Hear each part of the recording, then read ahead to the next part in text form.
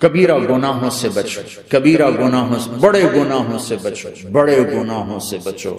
چھوٹے گناہ ہوتے رہتے ہیں اور اللہ بھی درگزر کرتا ہے، بڑے گناہوں سے بچو، وہ بھی ہو جائیں توبہ کر لو معاف، توبہ کر لو معاف۔ ماں باپ کی نافرمانی بڑا گناہ ہے۔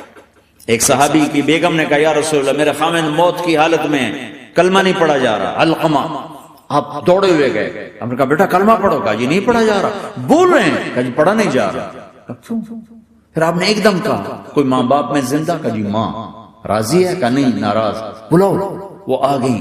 آپ نے کہا علقمہ کی اماں تمہیں بچے سے ناراض ہو؟ کہا جی ہاں۔ کیوں ناراض ہو؟ کہا جی اور کچھ نہیں، بہت نیک بچہ ہے، تہجد پڑھتا ہے، روزے رکھتا ہے، قرآن پڑھتا ہے، مجھ سے بدتمیز ہو کے بولتا ہے۔ مجھے ابھی راستے میں بتا رہا تھا ایک ساتھی کہ جی یہاں کے جو بچے ہیں وہ ماں باپ کے ساتھ بہت بدتمیز ہو کے بولتے ہیں۔ پہلا قصور ماں باپ کا، انہوں نے کب ٹائم دیا تھا؟ انہوں کو ٹائم دیا تھا بچوں پر محنت کے لیے؟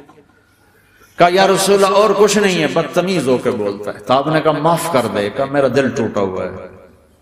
آپ نے کہا اچھا اگر میں اسے آگ لگاؤں پھر سفارش کرو گے، معاف کرو گے؟ کہا پھر تو کروں گی، اتنا تو میں نہیں سہ سکتی۔ کہ اگر تو نے معاف نہ کیا تو سیدھا اللہ کی آگ میں جائے گا۔ ہے کون؟ صحابی۔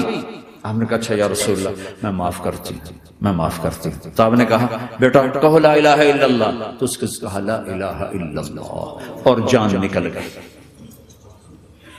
پھر آپ نے اس کا جنازہ پڑھا اور اس کے دفن میں شریک ہوئے، قبر تک گئے۔ پھر آپ نے دفن کے بعد اعلان کیا جس نے ماں باپ کو دکھ دیا اس پہ اللہ کی لعنت، فرشتوں کی لعنت، زمین آسمان کی لعنت، نہ نماز قبول ہے، نہ روزہ قبول ہے، نہ صدقہ قبول ہے۔